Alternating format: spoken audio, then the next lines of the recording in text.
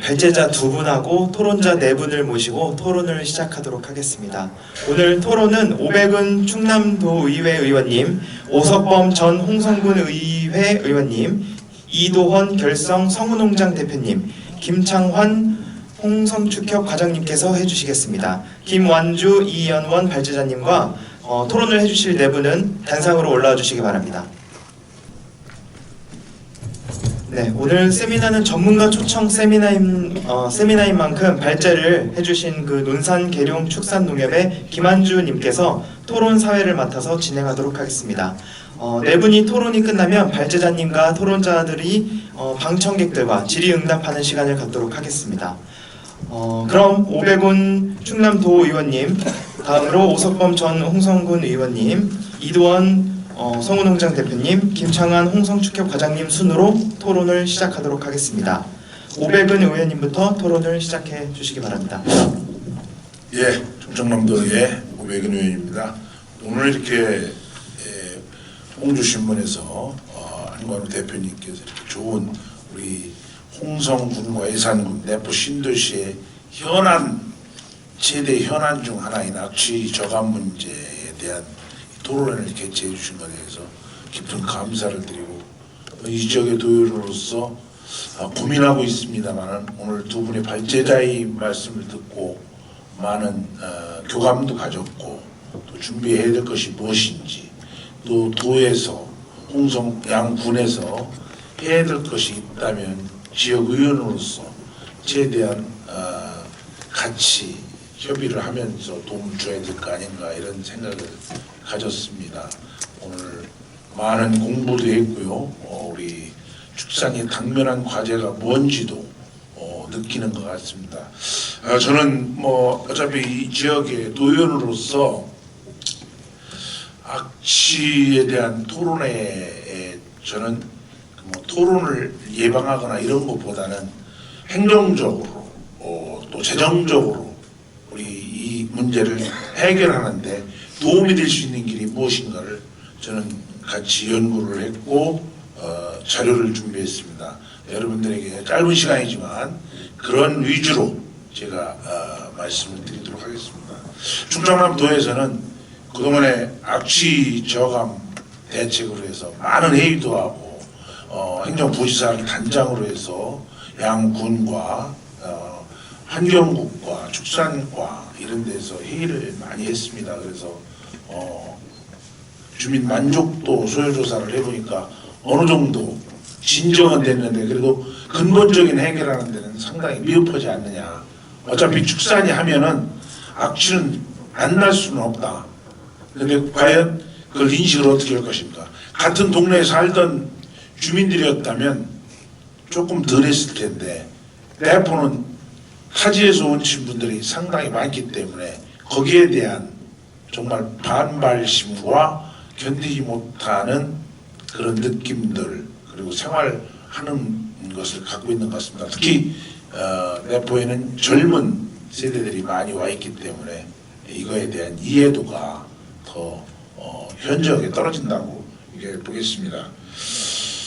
그래서 지금은 도에서 감시반 여기에 우리 홍성군 축산과에서 많이 나와 계신데 축산과와 환경과 협조를 해서 많은 감시단과 또 적체되어 있는 분뇨를 어떻게든지 순환시키기 위해서 최선을 다하고 있습니다만 그 양이 방대하고 기간이 굉장히 누적되어 있기 때문에 상당히 어려움이 있습니다만 관에서도 예산을 많이 투입해서도 정리를 하고 있는 것이 사실입니다.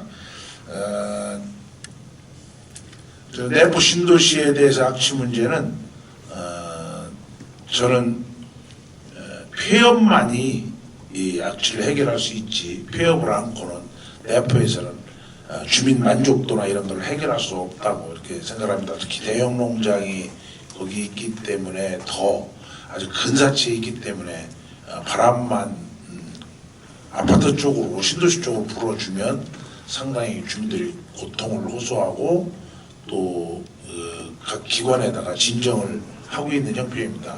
그래서 저도 그 기업 농장이기 때문에 농장주를 나주까지 가서 3번이나 만나고 이렇게 해서 폐업 문제, 이전 문제 여러 가지 했습니다만은 이전을 할 때는 결국엔 받아주는 곳이 한 10만 평 규모의 농장을 과연 홍성군에서 사시군에는 뭐 어림도 없고 홍성군에서 받아줄 그런 땅이 있는가 그런 생각에서 상당히 난해함을 많이 느끼고 왔습니다. 그래서 개인적으로는 또 수뇌부 또 군청의 군수님 많은 분들과 이렇게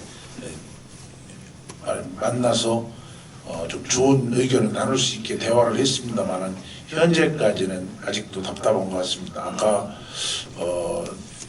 차 한잔하면서 얘기하는 과정에 홍성군청의 축산 담당자들과 한번 내려가서 자기들도 좋은 의견이 있다는 생각을 들었기 때문에 다음에 한번 기회가 될 때 한번 나주에 가서 그 그룹의 축산부 대표하고 다시 한번 해설해도 내포 특히 그 큰 농장만 또 너무 오래된 농장이기 때문에 지금 일반 농장만 또 못한 시설인 것 같더라고요. 그래서 지금은 그래도 양계로의 무창이라든지 이렇게 해서라도 그 환경 개선을 많이 하고 있는데 지금 그 농장은 엄두가 안 날 정도의 시설이 낙후되어 있고 또 여러 가지 여건에서 불리하고 그렇기 때문에 그거에 대한 목표를 저도 도의원으로서 목표를 두고 하고 있는데 아주 쉽지 않은 그런 생각입니다. 그다음에 내포에서는 뭐 이제 그동안에 뭐 무인 악취 포집기 10개소를 설치해서 운영하고 있고 행정부지사 주재로 홍성군과 여러 가지 6회에 거쳐서 회의도 하고 있고 또 앞으로 도의회에서는 악취 엄격한 배출 허용 기준 조례를 좀 제정하려고 이렇게 준비를 하고 있습니다. 여러분들 우리 여기 계신 농장주 분들께서 혹시 이것이 농장주 분들에게는 조금 불리한 법이 될 수 있습니다만은 기준 허용이라는 것이 여러분들이 열과 성을 다해서 함께 공동 생활을 한다면 이 기준에는 얼마든지 통과할 수 있지 않느냐 이렇게 생각을 하거든요. 그래서 우리 농장주님들도 우리 민간인들과 함께 상생 발전할 수 있는 축산에 상생 발전할 수 있는 그런 쪽에 대안을 가지시고 해주시면 도나 군에서 예산 지원 등 여러 가지 홍성군이 축산군인 만큼 예산 지원 등 우리 농장주분들과 협의를 해서 최선을 다해서 이렇게 지원이 된다면 서로 친환경 농장으로 갈 수 있지 않나 이렇게 하는 생각을 해봅니다. 그리고 지금 현재 각 행정기관에서는 축사도 1인당 1축사 정도의 전담제를 지금 실시하려고 하고 있는데 아무래도 우리 농장주분들께서 상당히 관리를 우리 행정계통에서 심하게 하면은 농장주들이 불편하겠지만 우리 전체의 홍성의 친환경 메카로서의 자리 잡을 수 있는 기회는 앞으로 단시일 내에는 저도 악취 문제가 해결된다고 생각하지는 않습니다. 앞으로 여러분들과 머리를 맞대고 저는 도의원으로서 예산 지원 등 또 법적 규제 문제 등 여러 가지 농장주 문제와 민간 문제의 가운데 입장에 서서 잘 조율될 수 있는 그렇게 노력을 해보려고 합니다. 그리고 도에서는 뭐 예산은 많이 투입합니다만 우리 농장주 분들이나 우리 입주에 있는 우리 국민들에게는 큰 혜택은 가지 않는 거로 피부에 와닿을 겁니다. 그렇지만 도에서도 홍성군과 많은 협의를 통해서 지금 현재 31억 축산 이전 폐업에 내년 예산에 31억을 투입해서 일단 가까이 근접 농가를 폐업 보상을 하려고 예산을 지금 현재 짜 있습니다. 그래서 예산 통과가 12월에 되면은 내년에 한 농가 정도는 폐업이 되지 않겠는가 이렇게 보고 있고요. 그 대규모 농가는 홍성군이나 충남도로 볼 때 예산이 거기에 투입할 수 있는 예산이 실제 용이하지 않습니다. 그래서 시의회는 도지사님께서 그 대기업과 협의를 통한 그 긍정적인 폐업을 할 수 있도록 또 긍정적인 이전을 할 수 있도록 이렇게 노력을 하고 있습니다. 지역을 얘기하면 안 되지만 몇 군데 홍성에서 지역을 얘기했는데 그것이 와전돼 가지고 상당히 그 지역민들이 노발대발하고 있습니다. 그만큼 실제 이전한다는 것은 사업적으로 너무 힘들지 않느냐 그런 측면에서 앞으로 아까 어느 분께서 축산단지를 아주 맨농가에 있는 어느 지역은 저희들이 얘기하기가 참 어렵습니다만 맨농가밖에 없는 대단히 축산 농지를 만들어서 친환경적으로 가주는 것도 홍성의 축산 미래가 아니겠는가 하는 의견을 듣고 저도 귀담아 들었습니다. 앞으로 그런 것에 정책적으로도 협의할 수 있도록 또 그것이 긍정적으로 진행될 수 있도록 그렇게 하겠습니다. 두 분 발제자 중에서 교감이 많이 됐습니다. 와보니까 잘 왔다는 생각이 들고요. 여러분들과 함께 홍성군이 축산군으로서의 명실상부한 친환경 메카 또 우리 국민에게 내부 신도시 이전 주민에게 피해가 가지 않으면서도 양질의 축산 사업이 진행될 수 있도록 최선을 다하겠습니다. 감사합니다.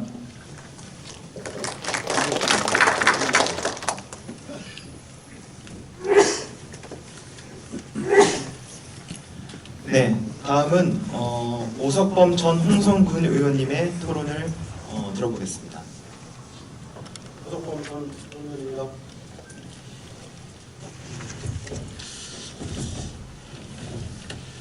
어, 4대, 5대, 6대 의원을 하면서 축산에 많은 관심을 가졌고 제가 오늘 여기 토론에 나온 것은 비축산으로서 축산을 이해하고 축산 정책 방향에 대해서 공부하러 왔습니다. 그래서 그동안에 제가 현장에서 보고 느낀 점, 또 주민의 목소리, 또 축산인의 목소리 함께 토론을 좀 해볼까 합니다. 홍성군은 전국 제1의 축산군이라고 이렇게 행정이 나와 있는데 현재 이 홍성군의 가장 문제점은 축산 분뇨 처리 문제가 아닌가 이렇게 보았습니다. 아까 말씀 중에도 지금 축산 분뇨가 적체된 것을 어떻게 해결할 것이냐. 그래서 저는 이런 느낌을 받았습니다. 여기 오면서도 생각했지만은 시내의 생활 쓰레기도 이틀 3일만 안 치면은 악취 때문에 저희가 도시 생활도 할 수가 없습니다. 결론적으로 말씀드리면 축사의 축분을 일일 수거제를 해야 된다. 저는 이렇게 결론을 생각해 봤습니다. 지금 홍성군의 축사는 그동안에 해결하고 연구해야 할 문제가 많이 있습니다. 홍성군에서 악취저감 관련해서 2017년도 예산을 제가 자료를 받았는데 21억 9,700만 원 결코 많지 않은 예산인데 이거 가지고 악취저감을 할 수 있느냐라는 또 의문이 들었고요. 또 홍성군의 1년 총 축산 매출액을 2015년 기준으로 했을 때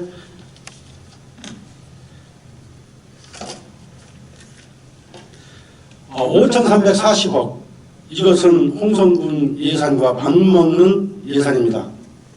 그러면 그동안에 축산이 이 홍성 경제를 이끌어왔다고 해도 또 과언이 아닙니다. 지금은 상황이 바뀌어가지고 축산 농가도 악취제거라든가 냄새라든가 주변 환경을 또 신경을 쓰고 또 일정 부분은 책임을 져야 되지 않나 이렇게 보고 있습니다. 지금 저희가 가장 관심을 갖고 있는 것은 내포 신도시 주변의 축산 농가입니다.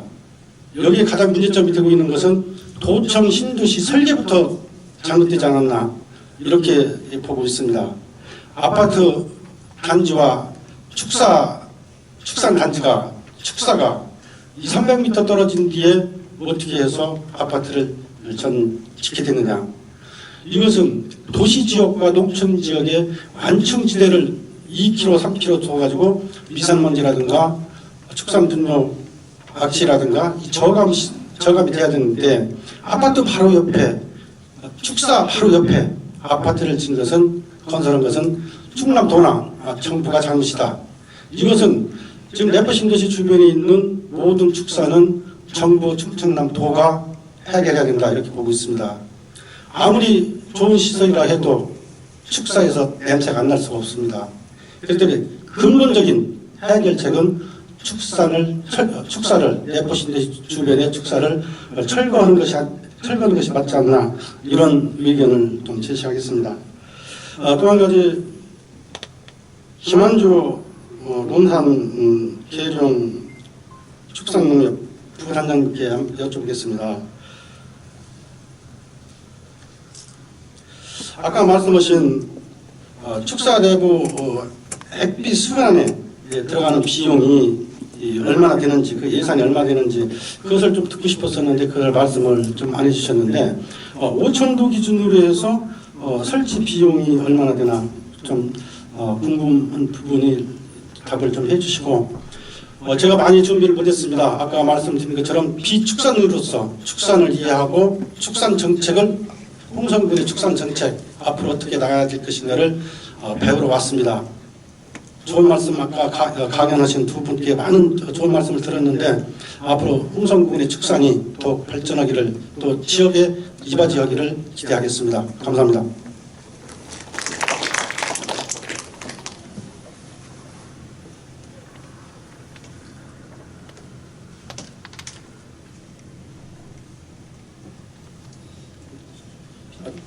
답변은 저기 토론 끝나고 다 답변해드리겠습니다. 네. 그럼 이어서 이도헌 성우농장 대표님의 토론을 듣도록 하겠습니다. 예, 참조로 저는 이제 2013년에 이제 공승에 귀농을 해서 결성해서 돼지를 키우고 있고 2014년부터 그 가축 분야 에너지화에 대한 사업에 관심을 기울이고 있습니다. 그리고 한 3, 4년간의 마을과의 상생에 대한 논의를 거쳐서 요번에 이제 가축 분야 에너지 사업을 신청을 한 용가입니다. 그리고 이제 그전 직장에서 제가 그 우리나라 최초의 그 온실가스 배출 펀드 1,000억짜리를 약정을 해서 운영을 한 경험을 가지고 있어서 사실 이 문제에 대해서는 국내 누구보다 오랜 고민을 했던 사람 중에 한 명입니다. 오늘 특히 그 김한주 부장장님의 그 뜻깊은 어떤 제가 볼 때 강의라고 하는 게 맞는 것 같습니다. 그런 좋은 정보에 깊은 감사의 말씀을 먼저 올리고 싶습니다. 오늘 말씀해주신 내용을 보면은 특히 이제 김한주 부장장님의 좋은 그 내용들을 보면서 느꼈던 게 어떻게 보면 굉장히 상식적이면서 좋은 말씀을 해주셨는데 이렇게 상식적인 게 왜 안 될까라는 고민을 사실은 앉아서 더 많이 했습니다. 그래서 오히려 이제 그 상식적으로 좋은 것들이 10년 동안 여러 정부에서 시도를 했음에도 안 된 이유를 왜 그러면 왜 저게 못 알아들었을 거라고 접근하기보다는 그 나름대로 이렇게 좋은 게 안 된 이유도 있을 거야 라고 한번 접근을 해보고 싶어서 얘기를 좀 꺼내게 되었습니다. 좀 얘기를 빗나가 보겠습니다. 과외가 안 좋은 건 누구나 알죠. 중산층 학생들한테는 엄청난 가계의 부담이 되고 아이들한테도 도움이 안 되고 다들 입시 지옥에 매달리는 걸 아는데도 왜 안 될까? 그냥 다 같이 안 하면 됩니다. 과외.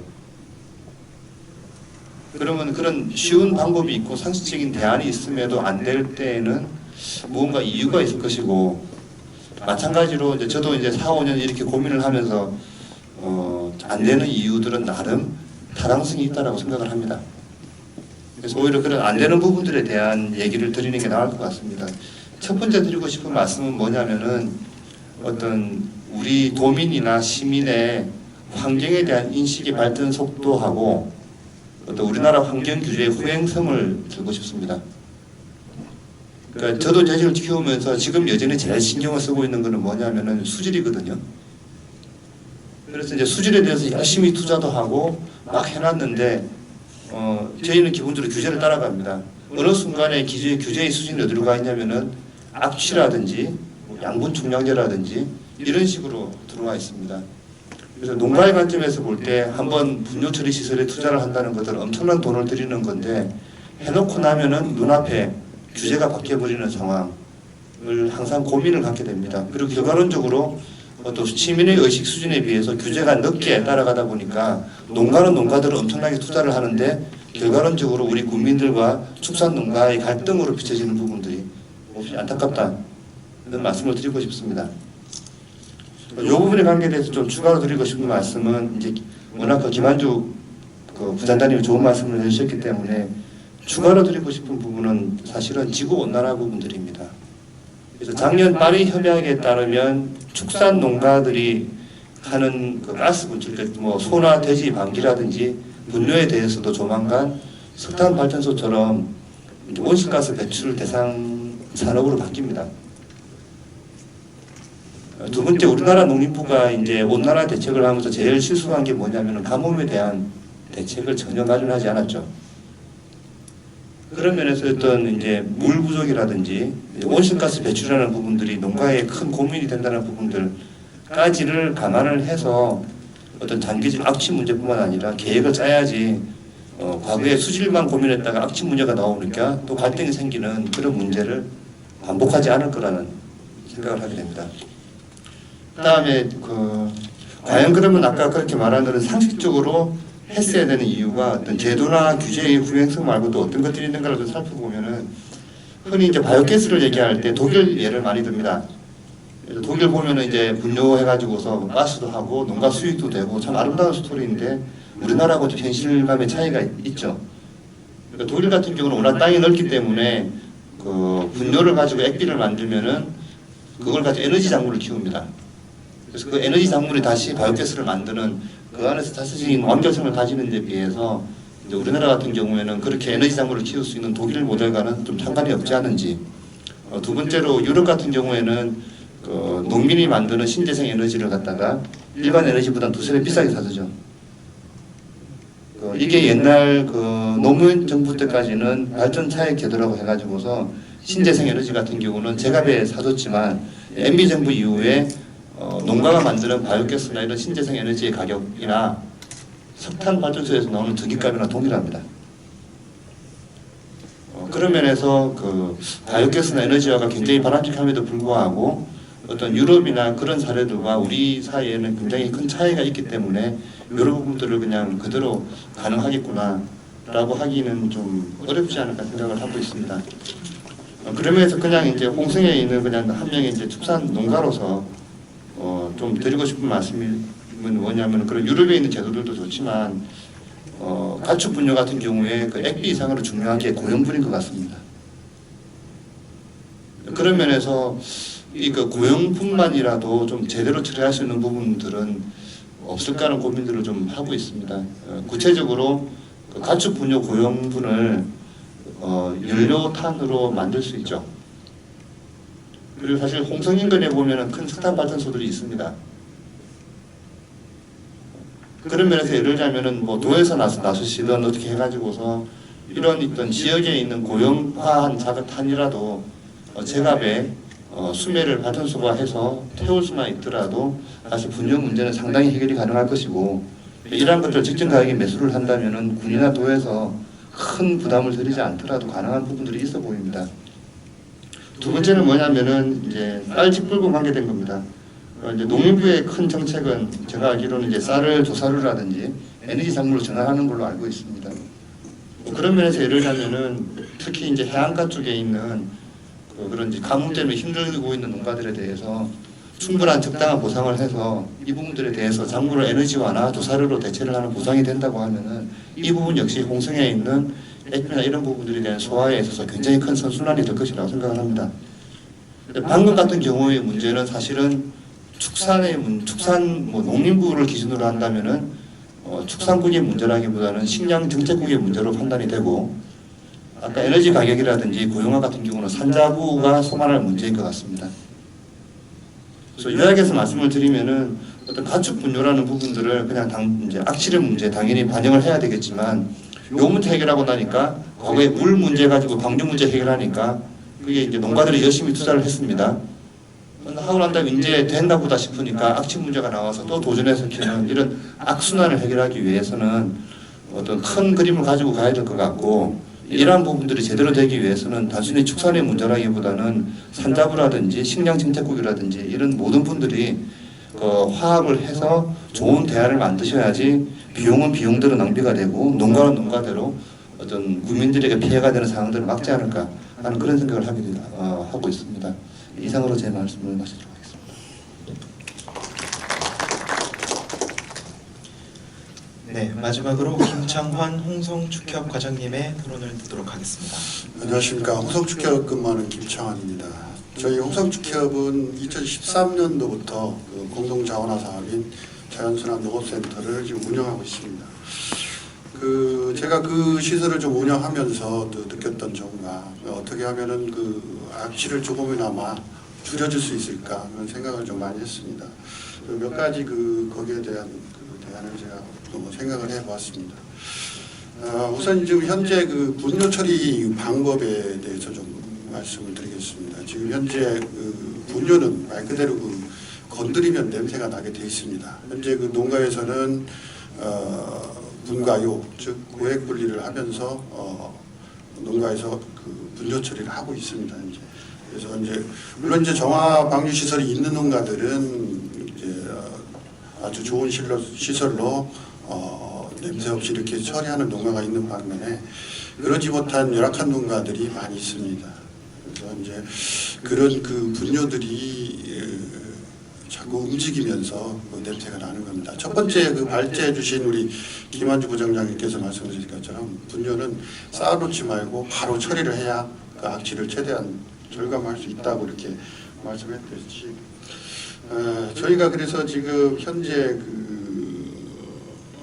올해 내년도 18년도 사업에 에너지화 사업, 바이오가스 에너지화 사업을 지금 신청해 둔 상태입니다. 그래서 저희가 계획은 지금 현재 슬러리 피트에서 어떤 고액 분리 없이 고농도의 분뇨를 직접 뽑아다가 우리가 에너지화를 시키려고 지금 그 사업을 지금 진행 중에 있습니다. 그 사업이 진행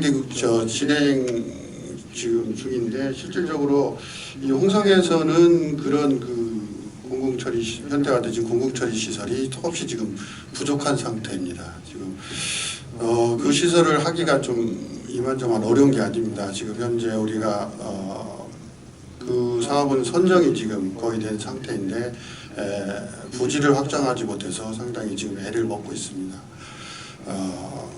지금도 현재도 지금 광천 운영리에서 운영 중이고 있는데 거기서도 저희가 마을 발전 기금을 주고 지금 어렵게 운영을 하고 있습니다. 그래서 지금 이 어떤 악취 문제를 조금이나마 좀 해결해 주기 위해서 저희가 에너지화 사업을 지금 구상 중인데 아주 지금 많은 어려움을 겪고 있습니다. 얼마 전에 제가 그 사업을 운영하면서 여러 양돈 농가들한테 전화를 받은 적이 있습니다. 지금 가축분뇨법이 강화되면서 이제 전자인계 시스템이 시행이 되고 정화 방류 수질 기준이 지금 높아지고 있습니다. 근데 이제 처리를 해달라고 하는데 실질적으로 우리가 처리를 해줄 수 없는 그런 실정이 있었습니다. 우리가 지금 현재 95톤을 하루에 95톤을 처리할 수 있는 시설입니다. 이미 95톤 처리할 수 있는 농가가 이미 계약이 됐기 때문에 좀 처리를 못 해줘서 안타깝게 이렇게 거절을 했는데 그분이 그렇게 말씀하시는 겁니다. 그런 어떤 처리 시설도 마련해 놓지 않고 어떻게 이렇게 법만 강화시킬 수가 있느냐. 그렇게 되다 보면은 우리 양돈하시는 분, 축산하시는 분들을 범죄자로 만들 것이냐 이렇게 저한테 불만을 이렇게 터뜨린 적이 있습니다. 그래서 이 시설은 지자체와 축산단체 그리고 축산인의 적극적인 처리 시설을 유치하려고 좀 노력을 해주셔야 합니다. 저희가 2018년도에 총 200톤 규모의 지금 에너지화 사업을 진행 중인데 그 사업이 지금 내년도에 차질 없이 하기 위해서는 가장 우선적인 게 이제 부지 선정인데 그 부지 선정 문제도 지금 상당히 애를 먹고 있습니다. 더군다나 이제 앞으로 이제 점점 더 가축분뇨법은 더 강화가 됩니다. 특히 이제 2020년 3월 달부터는 이제 우분도 부속이 안 된 것은 농경지로 갈 수 없게 돼 있습니다. 그리고 지금 현재 약 5만 두의 홍성에 한우가 사육되고 있는데 과연 이 분유가 어디로 갈 것인가. 지금 홍성의 그 태빛 공장을 가지고 있는 게 뭐 홍동농협, 뭐 농가도 조금 있고요. 그리고 개별 농가 이렇게 몇 개 있습니다. 근데 이 5만 도 이상에서 쏟아지는 이 우부를 2020년도에 처리할 수 있는 대응 방안이 있는지 궁금합니다. 그래서 이런 시설이 적어도 우리 홍성축협뿐만 아니라 다른 데서도 더 있어야, 서로간에 더 있어야 홍성축협, 홍성의 분뇨는 잘 처리될 것이라 생각합니다. 이상입니다.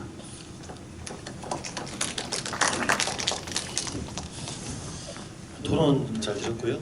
지금 우선 우리 그 우수봉 위원님께서 질의하신 분 제가 답변해드리고 현장에서 이제 자유롭게 이제 질의응답을 하겠습니다. 아까 이제 오촌도 규모 말씀하셨는데요. 이게 지금 우리 양돈 농가들이 지금 제가 자료를 보니까 지금 홍성 같은 경우는 이제 정화방류 농가가 가장 많거든요. 한 50농가가 1,600톤 정도 되는데 일일한 3,032톤 정도 됩니다. 그러면 규모는 한 평균 6,000톤 정도 되거든요. 근데 여기 이제 액비를 할 때, 액비 순환할 때 가장 핵심이 뭐냐면 만약에 5,000도를 신규로 했을 때 보통 120일 기준으로 따지면 한 3,000톤 정도가 필요합니다. 탱크가요. 그래서 이제 그렇게 하기는 상당히 어려운 부분이고 그 기존에 있는 정화처리 시설하고 액비화 시설을 연계하고 저장 탱크 연계해서 하고 있고요. 순환하는 부분은 보통 농가당 한 3,000에서 한 5,000만 원 정도 들어갑니다. 그건 저희가 이제 서스 304 이상으로 해서 부식성 업계에 가서 지금 저희가 했을 때는 우리 논산에서는 그렇게 추진했었고요.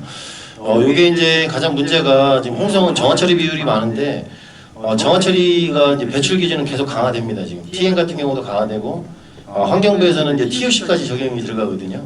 그랬을 경우에 이제 정화처리 농가들이 어떻게 이제 계속적으로 그 기준을 맞추기 위해서는 더더욱 어려워질 건데 지금 다행스러운 거는 대부분 제가 봤을 때는 5,000도 이상 정도는 정화가 적정한데 2, 3,000도 같은 경우는 정화하기는 상당히 어려운 부분이 있거든요. 일부 스크래퍼 돈사나 종동 같은 경우는 이제 정화를 적용해도 되는데 슬러리 같은 경우는 좀 제한적인 부분이 있습니다. 이게. 그리고 지금 정화 처리할 때 가장 문제가 뭐냐면 우리가 대부분 슬러리 돈사 같은 경우는 화학적 처리를 하는데 정화 처리 후 발생되는 화학 처리 후 발생되는 고용물이 이게 사실상 어떻게 보면 좀 맹점이 있습니다. 이 부분이요. 대부분 지금 그거를 우리 수분질제 혼합해서 농지에다가 공급을 해주고 있는데 이 부분도 실적으로 제가 봤을 때는 향후 단기간에 분명히 문제가 생깁니다. 그 정상적으로 처리하기 위해서는 톤당 한 5에서 10만 원 정도 비용이 들어가거든요. 그래서 이제 정화 처리가 이제 하나의 방법도 되지만 정화 처리도 앞으로 어려워진다. 저희 우리 논산 같은 경우는 정화 처리 농가 특히 청정 지역이나 수질 보전 지역 같은 경우는 정화 처리 농가를 거의 액비로 저희가 다 전환을 시켰습니다. 이게 액비로 전환해서 이제 무방류 쪽으로 좀 유도를 하고 있고요. 그래서 아까 이제 의원님께서 말씀하신 부분은 5,000도 농가가 신규로 완전히 액비를 하겠다 그러면 120일 저장 기간으로 따져서 3,000톤의 신규 시설이 필요하거든요. 3,000톤으로 따지면 뭐 탱크하고 에어라인하고 다 했을 때 한 3억 원 내외 정도 비용이 들어갑니다. 근데 기존의 양돈 농가들은 다 저장 시설하고 정화 처리들이 있기 때문에 그걸 연계를 해도 되고요. 그다음에 정화 처리 있는 농가 같은 경우는 상당히 좋거든요. 정화 처리 활성문의를 농장 내로 순환하면 되거든요. 그래서 그 순환 라인만 깔아놓으면 수세할 때도 대부분 농장 관리가 어려운 게 수세할 때 그 세척소 자체를 엄청 아끼거든요. 근데 농가 자체적으로 순환이 되기 때문에 세척소도 자유롭게 쓸 수가 있기 때문에 그 부분은 농장 관리나 악취 부분에서는 상당히 좀 효율적으로 봅니다. 예. 이상으로 답변을 제가 마치고 궁금하신 거는 이렇게 질의하시고 각각 해당되는 분들이 이제 답변을 드리도록 하겠습니다. 예, 홍동에 사는 서완석입니다. 두 분 발표하신 분 아주 감명 있게 잘 들었습니다. 홍성군은 유기물질 에너지 순환 결정은 완전히 실패했습니다. 유기물질이라 하면은 슬러치, 음식물, 그 다음에 축산품인데 현재 슬러치하고 음식물은 에너지인데 전부 타 시군으로 보내고 있습니다. 음식물하고 슬러지는 오메가3입니다. 그 다음에 축산 분뇨는 전부 오메가6입니다. 그 축산 분뇨는 오메가6인데 전부 홍성군에서 순환하고 있습니다. 그러니까 좋은 오메가3는 다 시군으로 보내고 있고 아주 나쁜 오메가6는 홍성군에서 순환하고 있습니다. 요거 말씀드리고요. 두 번째 지금 논산 말씀하셨는데 황석하고 연무는 독일하고 비슷합니다. 독일은 되는데 우리나라는 왜 안 되느냐? 다르기 때문에 그럽니다. 독일은 단지도 있고 논산도 단지도 있습니다. 홍성은 분산되어 있습니다. 축산 농가가. 그렇기 때문에 어렵습니다. 이거를 이제 참고를 하시고요. 김한주 부장님한테 질문을 드리겠습니다. 논산은 왜 하우스슬러지를 어떻게 처리하고 있는지, 같이 처리 안 하고 있는지, 세 가지를 같이 처리하면 상당히 그 에너지가 좋은데 왜 같이 안 하는지 하고요. 두 번째는 소화액비는 암모니아성 질소가 많이 나오기 때문에 냄새가 많이 납니다. 이거를 어떻게 제거하는지 두 번째 질문드리고요. 세 번째 질문은 액비 분사 시 노즐이 막히게 되어 있습니다. 그 부용물질을 어떻게 제거하는지 그거 좀 질문드리고요. 이현원 대표님께는 그 제목을 오메가6의 인체 영양 이렇게 붙이는 게 좋을 것 같습니다. 또 하나는 또 우리 저 대표님께서 소하고 돼지 잡는 날이 언젠지 가서 좀 고기 좀 보겠습니다. 이상입니다. 지금 전체적인 그 일정이 좀 지연이 돼서요. 제가 답변을 좀 빨리 좀 답변을 드리겠습니다. 지금 대부분 국내에서 발생되는 특히 서산에서 이번에 통합 에너지 사업을 합니다. 그게 뭐냐면은 가축분뇨, 인분뇨, 음식물, 하수, 농축슬러지 세 개를 통합해서 에너지하는 시설을 하고 있거든요. 그래서 지금 환경부나 정부 정책은 가축분뇨 단독이 아니라 이제 섞어서 하는 걸로 갑니다. 그래서 그 대부분 이게 혼합했을 때 서로 이제 장단점이 어느 정도 상쇄가 되기 때문에 제가 볼 때는 그 부분도 가장 좋고요. 그다음에 이제 우리 이제 그 기초환경시설에서 가장 문제가 뭐냐면 하수 슬러지입니다. 하수 슬러지 양이 지금 2025년, 30년 했을 때 계속적으로 증가를 하고 있는데 우리가 이제 해양 배출이 2013년도부터 해양 배출이 금지가 됐거든요. 그러다 보니까 하수 슬러지를 다 육상 처리하다 보니까 하수 슬러지가 예전에는 5만 원 처리하던 것이 지금 한 10만 원에서 20만 원 정도 거래가 되고 있거든요. 그래서 지금 저희가 이제 중점적으로 봐야 될 게 이제 우리 지역에서 발생되는 음식물이나 하수 슬러지, 가축분뇨를 어떻게 하면 잘 처리할 수 있을지. 근데 제가 볼 때는 바이오가스에다 넣으면 다 문제가 없이 다 되거든요. 그거는. 그래서 제가 볼 때는 그렇게 해서 거기에 발생된 모든 수익은 농업인한테 가면 됩니다. 농업인이 요구하는 기준에 맞게끔 저희가 해주면 되고요. 아까 이제 질문하신 부분인데 논산에서는 지금 하수 슬러지를 외부로 위탁하든지 아니면 지금 건조화를 합니다. 건조화를. 제가 이제 우리 시에 가서 엄청나게 좀 시하고도 많이 지금 얘기를 하는 부분이 뭐냐면 이 건조할 때 톤당 건조 비용이 보통 톤당 한 10만 원 정도 들어가고요. 다른 부대 비용까지 하면 톤당 한 15에서 20만 원 들어갑니다. 그러니까 엄청난 비용이 많이 들어가거든요. 지금 우리가 하수 처리장 옆에 있습니다. 우리 사업장이. 제가 이제 장기적인 계획이 뭐냐면 우리 시에서 발생되는 하수 슬러지까지 저희가 다 수용을 할 겁니다. 그걸 어떻게 수용하냐면 그건 다 건조하러 가서 저희가 이제 발전소에 고체 연료로 해서 RGC나 그런 부분 연기해서 이제 갈 부분이거든요. 그래서 그런 부분은 저희가 이제 장기적으로 계획을 갖고 있고요. 그 다음에 이제 소액의 이제 암모니아성 지수가 많은 부분은 대부분 이제 우리가 가축분뇨 액비하는 것보다 바이오가스 소화액을 액비했을 때 대부분 이제 탄수원이 다 없어졌기 때문에 CMB가 상당히 낮아집니다. 그래서 이제 국내에서 바이오가스 소화액을 어떻게 처리할 건지 거기에 대한 고민이 상당히 많아요. 환경부에서는 이걸 또 연구용으로 주고 있거든요. 그리고 대부분 유럽이나 일본을 가면 바이오가스 사업자한테 당신들 고민이 뭐냐 그러면 그 사람들이 첫 번째 얘기하는 게 소화액 얘기를 합니다. 소화액 처리에 대해서 상당히 문제를 많이 얘기하거든요. 근데 다행스러운 거는 이제 저희가 환경부 사업하면서 저희는 이제 이 바이오가스 소화액을 가축분뇨 기존 가축분뇨 발효액보다도 훨씬 더 잘 되게 저희가 이제 시스템화를 했습니다. 이게요. 그래서 거기에 대한 기술적인 부분이 있는데 이 부분은 실적으로 유기탄소를 좀 조절한다든지 아니면 고농도 산소로 1차 반응한다든지 해서 저희는 바이오가스 소화액도 지금 부속도나 비료관리법 적합하게 지금 잘 나오고 있습니다. 그래서 홍성 인근에 지금 바이오가스 하는 분들이 바이오가스 소화액이 잘 안 돼서 농작물 피해 사례도 있고 있는데 그런 부분은 이제 국내 기술로 충분히 이제 커버 가능하고요. 그다음에 액비 살포할 때 노즐 막히는 부분은 그 노즐이 막힌다는 건 액비에 불순물이 있는 거거든요. 저희가 가축분뇨나 음식물이나 왜 고액 분리를 하냐면 우리가 최종 액비를 농민한테 공급을 합니다. 그러면 가축분뇨에 보면 뭐 태반부터 주사바늘 여러 가지 이물질이 있거든요. 이런 물질이 농지에 나가면 엄청나게 문제가 생깁니다. 우리 고객인 농민이 상당히 불편하고 어려워하거든요. 저희 같은 경우는 한 0.2mm의 그 미세 그 고액 분리기를 해서 다 걸러냅니다. 그래서 이제 살포할 때도 그 노즐을 막히고 하는 문제는 없거든요. 노즐을 막히는 게 이제 돈무 때문에 막히는 경우도 많거든요. 데지털 부분도 많기 때문에 데지털이나 이물질까지도 완벽하게 해서 농지에 나갈 때는 일체 이물질도 없이 하나의 완벽한 비료를 나갑니다. 제품으로 나가기 때문에 저희 같은 경우는 그런 문제는 없습니다. 예.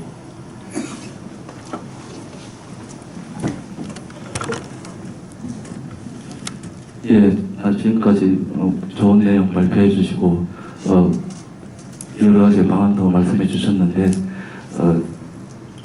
중사는 한 사람으로서 감사의 말씀을 드립니다. 그러면서 저 같은 경우는 이제 그 액비화하고 가축 분열 처리하는 거기에 문제점이 뭔가 하면은 가장 그 피해가 하는 게 부속이 덜 된 거를 뿌리는 그런 과정이 있고, 모든 법은 지키라고 있고, 적당량을 뿌리고, 적당히 하면은, 다 허가 기준 안에 하고 하면은 아무런 문제가 없습니다. 그래서 발표하신 자료 중에서도 이제 전자 인증제를 해가지고, 그것도 감시하도록 다 되어 있습니다.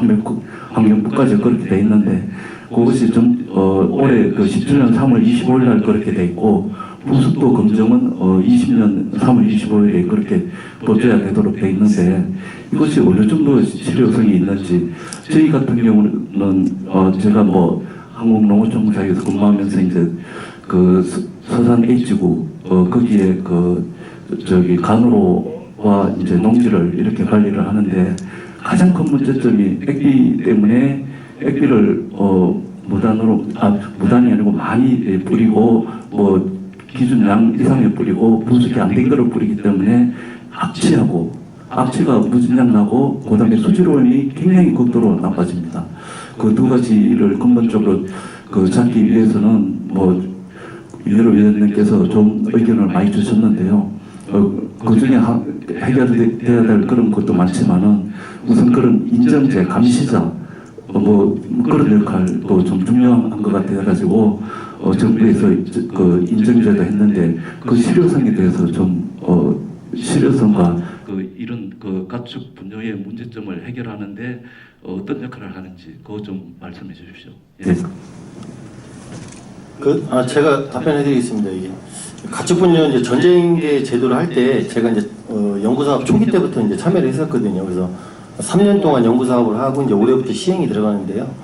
가축 분뇨 전쟁계 할 때 가장 기본이 되는 게 이제 GPX가 부착되어 있고요.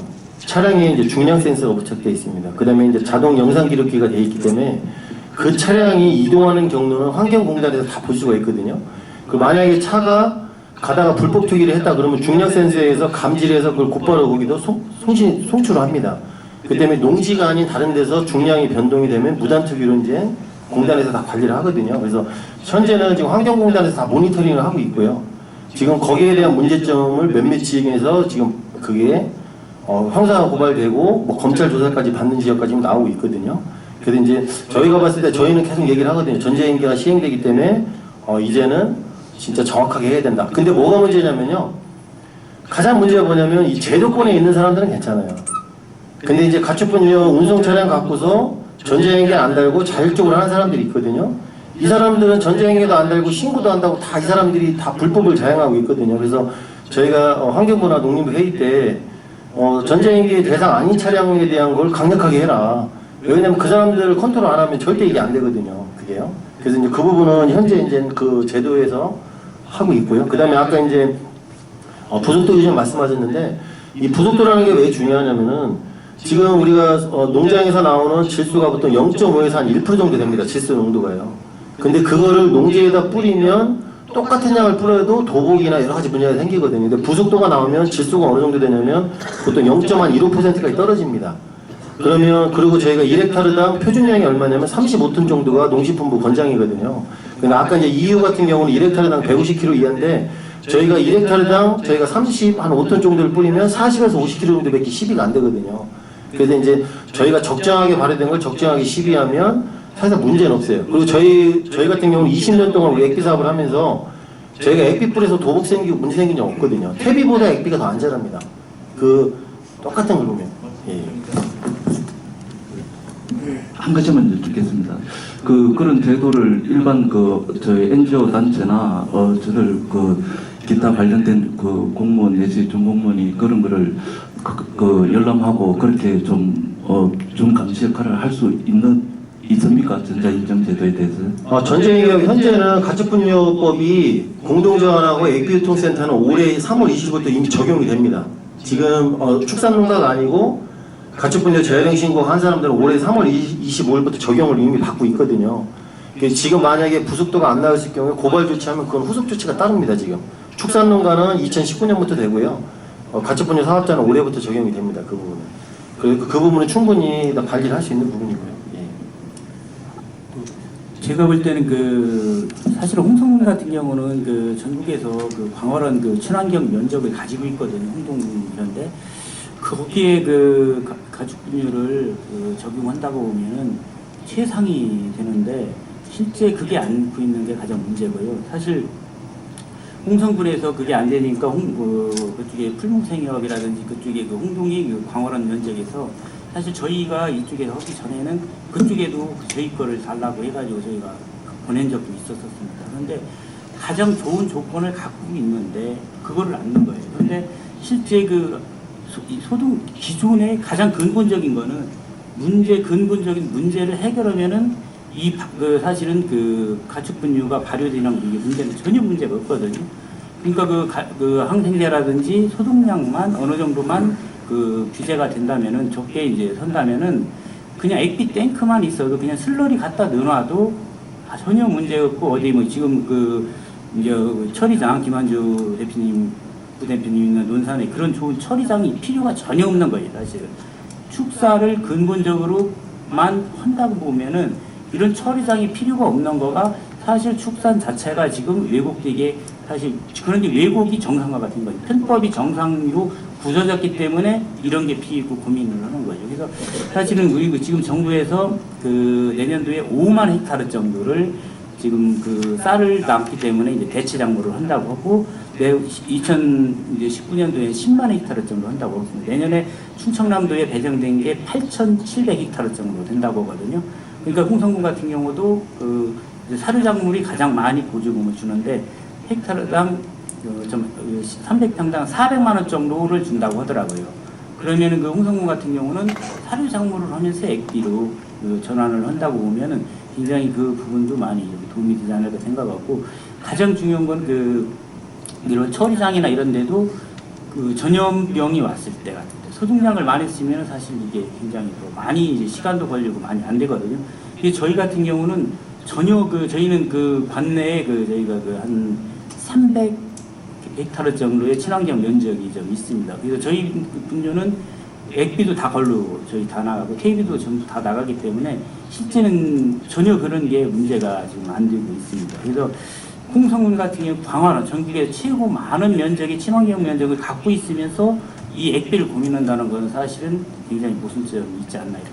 그 부분에 대해서 제가 좀 말씀을 드리고 싶은데 아까 그래서 자꾸 이게 이제 결국은 오늘 생긴 공감대는 최대한 에너지를 리사이클링하고 자원을 리사이클링하자는 게 결론인 것 같습니다만 자꾸 제가 이제 이 축산만의 문제냐 말씀을 드리는 단적인 예가 방금 말씀하신 유기농입니다. 우리나라가 제가 알기로는 유일하게 유기농 농산물 인증을 받으려고 하면은 소나 돼지가 먹은 사료 안에 GMO가 한 톨도 들어가면 안 됩니다. 이제 아시겠지만 일부 유럽이라든지 일부 지역을 제외하고서 우리나라 같은 경우 옥수수를 사료를 수입해야 되는 상황에서 GMO가 전혀 들어가지 않은 옥수수를 우리나라에서 먹이면 전 세계에 있는 사람들이 아마 옥수수를 못 먹을 것 같습니다. 그래서 이제 정말 친환경이 무엇인지라는 관점에서 볼 때 어떤 단순히 나는 유기농이라는 관점보다 에너지 리사이클링이나 이런 것들에 대한 철학을 공감을 하고 그런 면에서 꼭 난 GMO여야만 돼 하면서 오히려 외부에서 유기물이 들어오는 상황이 아니라 어떤 유기농에 대해서도 좀 더 철학적인 개념을 정립을 해서 그런 문제들이 다른 나라처럼 정상화 된다고 하면 자연스럽게 공성에 있어서도 아마 축분 문제가 상당 부분 해결될 거라고 봅니다. 그런 면에서 다시 한번 축산의 문제뿐만 아니라 어떤 다른 경종농가라든지 다른 산업 또는 다른 국가의 유기적인 협업이야말로 가장 중요한 그런 기준이 아닐까 생각을 하고 있습니다. 축산을 하지 않는 사람으로서 이게 악취저감제, 환경개선제, 수분조절제 등이 이렇게 많은 이제 다양하게 분포되어 있는 걸로 알고 있습니다. 저희 뭐 의원들한테도 예산 지원 얘기도 하고 여러 가지 하는데 과연 우리 전문가들 보시기에는 이것이 과연 신빙성이 있는 건지 또 정말 많은 도움이 되는 건지 또 아주 다양하게 제품도 다양하게 되어 있잖아요. 보면 수백 가지 하여튼 많은 업체들이 그 제품을 만들고 있는데 과연 우리들에게 정말 악취제거라든지 수분 조절 이런 환경 개선들이 정말 어느 정도의 효과성이 있는지 그렇게 한다면 지자체에서도 많은 예산을 투입할 것 같은데 반반 실효성을 의문하는 사람들이 상당히 많기 때문에 이런 자리에서 한번 공인으로서 한번 여쭤보고 싶은데 한번 누가 설명해 줄 수 있나요? 오히려 돼지 키우는 제가 설명을 드리는 게 방금 말씀하신 게 다 돼지 농가들 지원을 해주시는 거라서 방금 말씀하신 악취 저감제라든지 근데 지금 현재 악취에 그래도 많은 분야는 양돈에 가 있잖아요. 그래서 한번 그런 쪽에서 혹시 답을 해줄 수 있으면 저희들 앞으로 사업 오는데 많은 이렇게 사업비 짜고 하는데 예산 짜고 하는데 많은 도움이 될 것 같아서 이렇게 생각을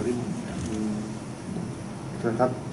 그 말씀하신 악취 저감제나 이런 것들이 다 도움이 됩니다. 되는데 이제 그 개별 농가마다 특성이 좀 다른 것 같습니다. 예를 들어서 뭐 최근에 현대화된 축사라고 한다면은 굳이 이제 EM수를 쓰지 않고 어느 정도 분쟁 문제가 해결이 가능할 겁니다.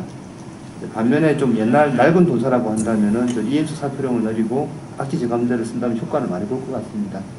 그래서 이제 그런 것들이 도움이 된다는 것들은 뭐 이론적으로 보거나 실제로 그러한데 이러한 지원들이 각 농장의 특성에 따라서 잘 적용이 된다면 좀 더 큰 효과가 나지 않을까 그런 생각을 하게 됩니다. 제가 봤을 때는 효과보다는 그 지속력이거든요. 그래서 지금 대부분 이런 악취나 이제 축사 관리는 저는 이제 우리 조합원들 만나면 그 얘기를 하거든요.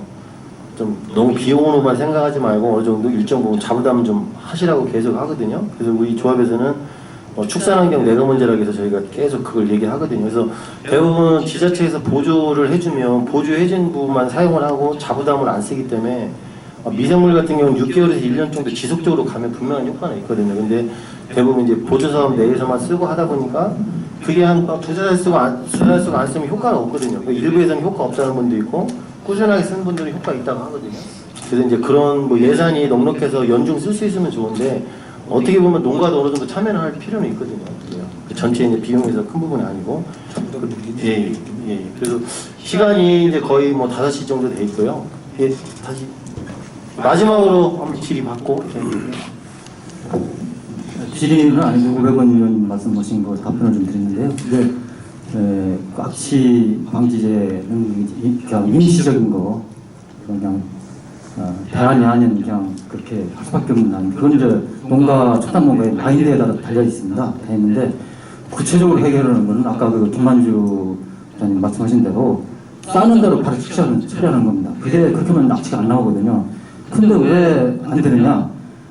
홍성군은 아까 말씀드린 산포되어 있기 때문에 축산 농가들이 그냥 방치합니다.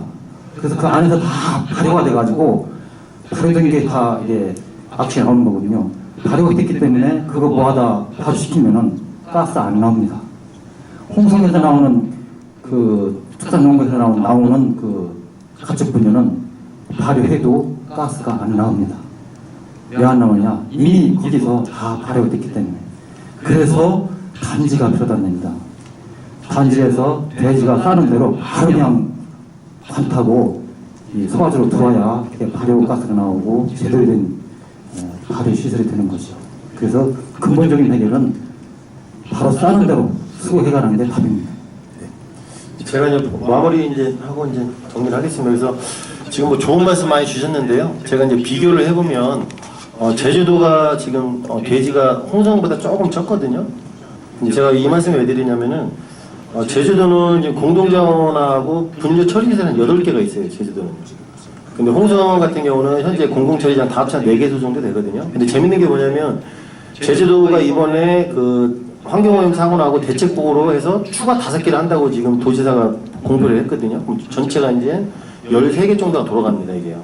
제가 이 말씀을 왜 드리냐면 홍성 같은 경우는 이런 자원화 시대에 아직도 더 많이 필요하거든요. 그 지금 이걸 홍성군 전체를 다 개선하기는 어렵습니다. 이게 저희가 농가를 개선할 때 어떻게 하냐면 시범농장을 선정해서 시범농장부터 개선을 시켜서 다른 분들 와서 벤치마킹하면 그분들이 바뀌거든요. 나하고 똑같은 사람이 어떻게 잘할 수가 있나 하면서 농민 그 축산농가로 바뀌거든요. 그래서 제가 볼 때는 지금 내부 신도시가 문제이기 때문에 이런 자원화 시설을 확충해갖고 어차피 도에서도 많은 지원 사업이 있거든요. 그 도하고 연계해서 내포 신도시 주변부터 한번 개선을 하고 점차적으로 확대하는 게 좋을 것 같고요. 그다음에 우리 안희정 지사님께서는 지금 수수팀을 해갖고 대체에너지로 수소 사업을 또 추진하고 있어요. 도에서요. 근데 수소 사업하고 같이 병행해서 바이오가스 쪽도 같이 연계해서 대체에너지를 좀 활성화하는 부분도 좀 필요하다고 보거든요. 네. 아무튼 이상으로 뭐 제 사실 말씀드리고요. 지금 한 말씀만 좀 드리겠습니다. 홍성 축적 조합장 이대영입니다. 네, 오늘 그 악취 문제의 해결 방안을 위해서 세미나를 개최해 주신 우리 한간호 홍주일보사 사장님께 진심으로 고맙다는 말씀을 드리고요. 또 주제 발표와 토론에 참석해 주신 여러분께도 고마운 인사를 드리겠습니다. 특히 오백은 도의원님께서는 이 축산 분야에 많은 관심과 각종 그 예산 지원에 아낌없이 해주신 데 대해서 진심으로 감사의 말씀을 드리고요. 저희 홍성군이 이 악취 문제 때문에 상당히 고민을 거듭하고 있습니다만은 저희 조합에서 환경부 공모 사업으로 공공처리 시설을 확정이 됐습니다. 지난 연휴 동안 그 기재회에서 확정됐다는 중앙에서 연락을 받았습니다만은 대지 구입이 좀 난해하게 좀 어려워지고 있습니다. 우리 논산축협소도 유치할 때 상당히 어려움이 겪었을 거로 예상이 돼서 좋은 방안이 있으면은 일단 간략하게 말씀해 주셨으면 고맙겠습니다. 뭐 지금 우리 조합장님께서 말씀하셨는데 우리 농축협 중에 이제 가장 어려운 사업이 자원화 사업이거든요. 근데 이 자원화 사업이 우리 축산농가를 위해서는 꼭 필요한 사업입니다, 이게. 근데 참고적으로 우리 저희 조합 같은 경우는 2009년부터 자원화 사업장을 3개를 했습니다. 그러니까 제가 이제 10년 동안 계속 민원인들하고 계속 시달리면서 세계소를 했거든요. 그래서 제가 이제 홍성축협 같은 경우는 지금 뭐 실적으로 군하고 협의해서 이제 군 부지를 이제 뭐 지원하는 걸 했었는데 그게 약간 문제가 있었는데 저희 같은 경우도 2011년도에 받아서 거의 5년이 걸렸거든요. 그 5년이 걸린 이유가 뭐냐면 지역 주민들 설득하고 하면서 상당 부분 거기서 2, 3년을 까먹었습니다, 이게요. 그래서 지금 저희가 아까 제가 이 말씀을 꼭 드리고 싶었는데 여기 참여하신 분들이 실제 홍성축협에서 이 사업을 할 때 전폭적인 지지를 좀 해주셔야 되거든요. 이게 왜 그러냐면 대부분 오해하시는 분들이 이 사업장이 생기면 뭐 오염이 생긴다고 이렇게 오해를 하시는데 이 사업장이 생기면 지역 환경은 엄청나게 청정해지거든요. 여기 참석하신 분들 특히 이제 우리 이제 홍주일보 대표님께서 이 언론에서 좀 많은 역할을 해주시면 좋고요. 제가 볼 때는 이제 홍성축협에서 부지 관계는 저희는 어떻게 했냐면 부지 예상 후보를 5군데를 선정해갖고요. 그거를 우선순위를 해서 저희가 이제 지역의 성향이나 지역 여건 모든 걸 다 파악해서 저희가 이제 선정을 했고요. 가장 중요한 게 한 번 선정을 하면 절대 옮기면 안 됩니다. 한번 선정해서 옮겨버리면 옮긴 지역에서 이제 또 민원이 생깁니다. 우리를 우습게 본다고 해서 이제 감정 싸움으로 가기 때문에 한 번 선정하면 거기서 끝까지 끝장을 봐야 됩니다. 그래서 초기에 사업 선정, 부지 선정하는 게 가장 중요하고요. 근데 대부분 이제 옮기다 보면은 결국에는 못 합니다. 그래서 가장 중요한 게 행정하고 홍성축협하고 연계가 제일 중요하거든요. 그 여기 이제 우리 또 한돈협회나 한우협회, 뭐 낙농협회, 그 다음에 이제 우리 농업인 단체에서도 이건 어차피 농업인들을 위한 사업이거든요. 그래서 그런 단체에서 서로 지지해주고 하면 실적으로 제가 봤을 때는 이제 큰 문제 없이 갈 것 같고요. 그리고 또 여기 홍성은 도에서도 많은 지원을 해주기 때문에 그런 부분으로 좀 진행을 했으면 합니다. 이상입니다. 그럼 뭐 시간도 많이 지연됐고요. 이상으로 우리 이제 이 공청회를 마치고 대표님께서 뭐 하신 말씀 있으신가요? 그럼 네, 그러면 이 자리를 마무리하고요. 지금까지 홍주일보사에서 주최한 가축 분뇨 축산 악취 해결 방안 세미나에 참석해주신 모든 분들께 다시 한번 진심으로 감사의 인사드리면서 가시는 길 안전하게 돌아가시길 바라겠습니다. 감사합니다.